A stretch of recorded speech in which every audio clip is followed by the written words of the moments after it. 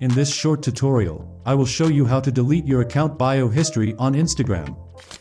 Your bio history includes all the previous bios you have used on your Instagram profile. Sometimes you may want to clear this history for privacy or personal reasons. To get started, open up the Instagram app and then tap on the profile picture icon at the bottom right corner of the screen. After that, tap on the three lines at the top right corner of the screen and then tap on Activity. Once you are on this page, scroll down to the bottom and you'll see a section called How You Use Instagram. In that section, you'll see an option called Account History.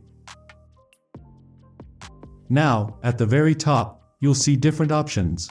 Just tap where it says Update Type, and then tap Bio. Tap on the Apply button. Now, you'll be able to see your bio history.